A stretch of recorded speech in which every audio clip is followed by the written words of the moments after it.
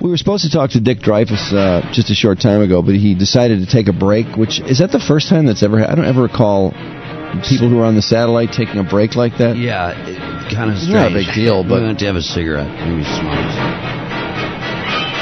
Hello, Richard. Richard?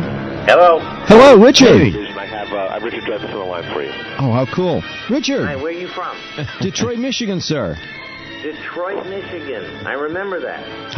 How was your break, Richard? How was my break?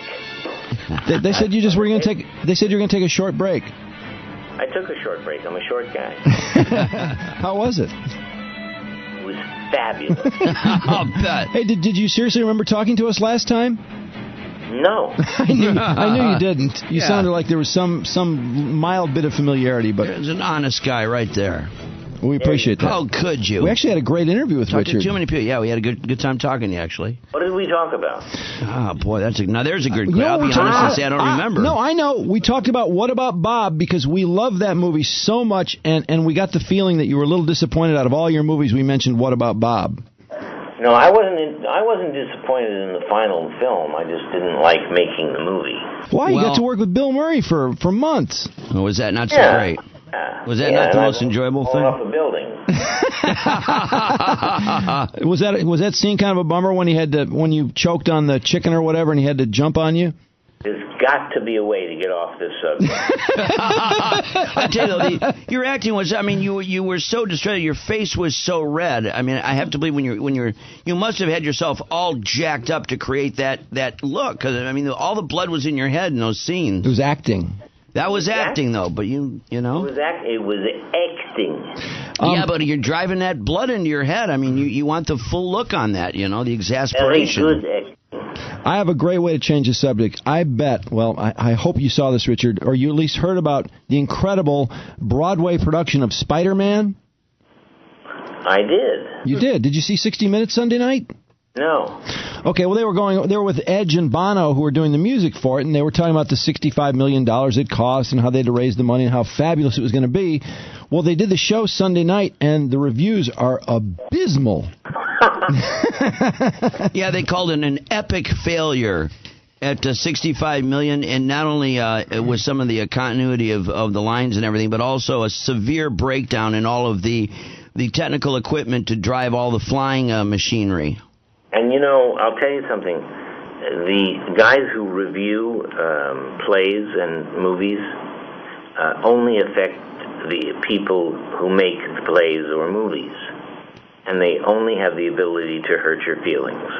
One day there was a critic named John Simon, and he invented the cruel critic. And he was introduced to an actress who didn't catch his name for a moment and then said, "Are you John Simon, the critic?" And he said yes, and she took his plate of lasagna and poured it over his head. In a half hour, that story was known all over New York. And everybody was happy about it. Yep. The actors were happy. Because they finally but got him. Richard Dreyfuss never gets bad reviews. Oh, yes, he does. No, for what? For things he gets fired from. Like what? Oh. No, I've gotten bad reviews. What? Everyone gets bad reviews, and who cares? Yeah, not for Mr. Holland's Opus. No. Not for Close I Encounters. never got a bad review for that. And not for that Close bit, Encounters. Not for that bit part on Bewitched, which, by the way, were you really on a Bewitched episode? I was not only on a Bewitched episode, I was on the only Jewish Gunsmoke. I actually got to say the Kaddish on the prairie. Really? Wow. Go get him, Marshal. Go get him, Marshal. Shema Yisrael. Adonai Eloheinu. Yeah. Hey, without sounding obsessed, I'm just wondering, what exactly did you do on Bewitched, Richard? I turned into a dog. You did? How did you interface, though, with Samantha? Well, how would a dog interface with I was Samantha? just thinking, you rode her leg, is what I'm guessing. No, I just thought maybe you had, your character had something to do with her. But apparently Probably not. urinated on a fire hydrant and then was returned to human form.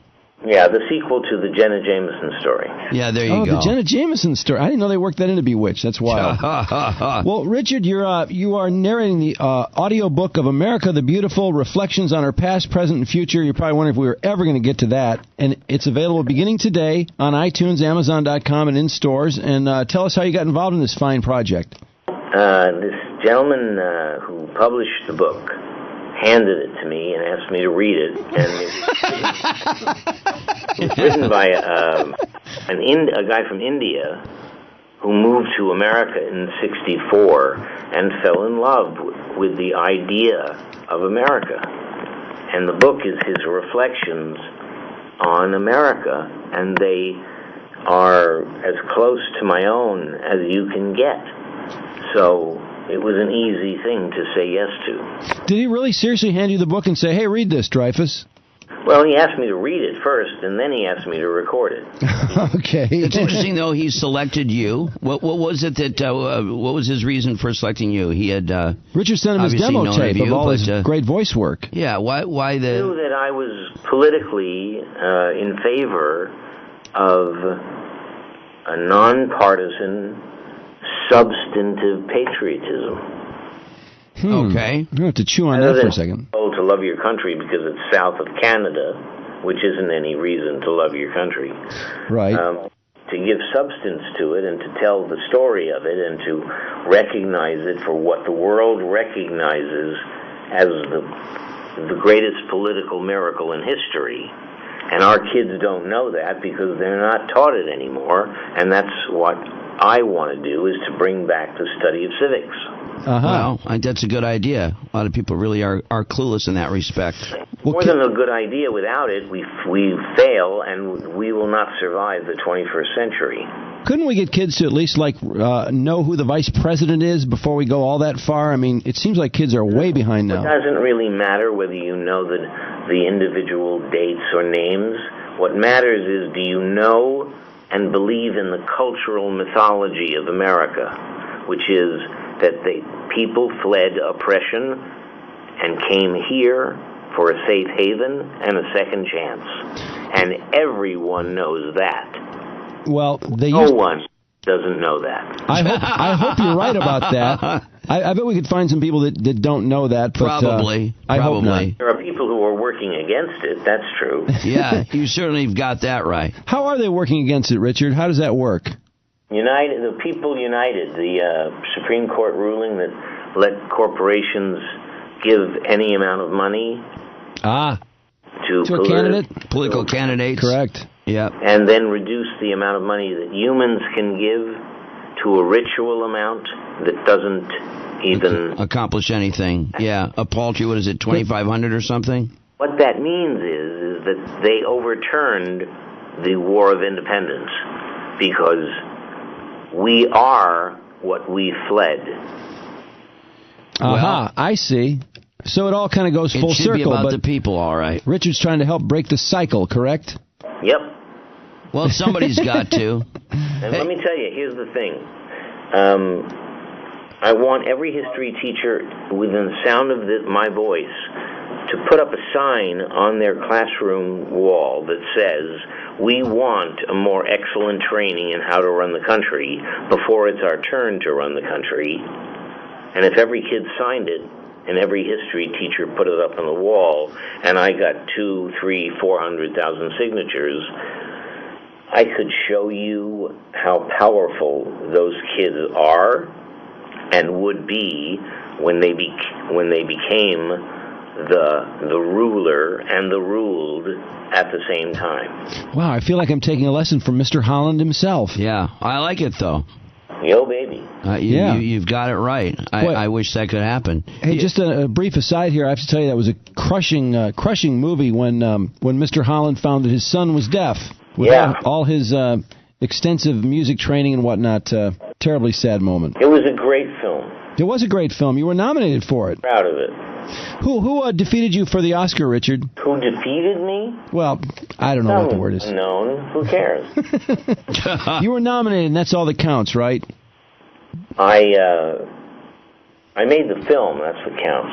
The list of people who were never nominated for an Academy Award is as great as the list of those who won it. Well said, Richard. And our time is up, and we thank you for spending time with us. And we'll let everyone know about the audiobook of America the Beautiful, Reflections on Our Past, Present, and Future. It's available now, and it's always a pleasure. And back at you. Thanks, Richard. You're welcome. Have a great day. Bye-bye. Wow, he's a wild guy. No, always unpredictable. No. You never know what you're going to get with this guy. With Richard Dreyfuss, one of my favorite actors of all time.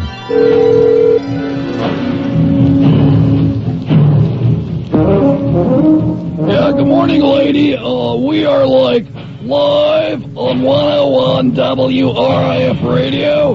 We're trying to cup Richard for just a couple minutes. Who's calling? Roach. Pardon me? Roach. Hold on, let me see if he's here. The Jaws music is so great for him, too. Because he's in it. Yeah. Hello? Richard. Yeah? It's Roach. I'm on WRIF Radio, man. We were calling to see what you were doing at the Simpson trial.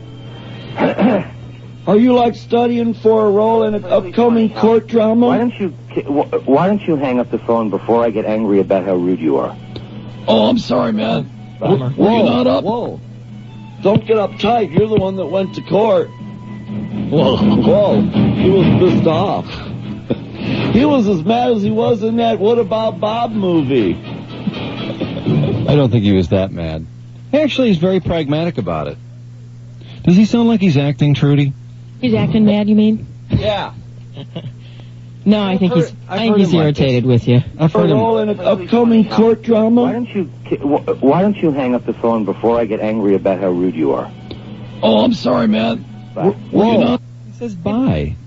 Well, maybe that's the voice he uses on all pests and nut jobs. Listen how he clears his throat. The way he clears his throat, it almost sounds like he's acting. Man, we were calling to see what you were doing at the Simpson trial. Are you like studying for a role in an upcoming court drama? Why don't you hang up the phone before I get angry about how rude you are? Oh, I'm sorry, man. Bye. Were you not up? Well, I want him to get angry. I'd like to hear that part. Yeah, I know, I would have too. Well, we didn't hang up the phone. He actually hung up. Well, that was Richard from yesterday morning, and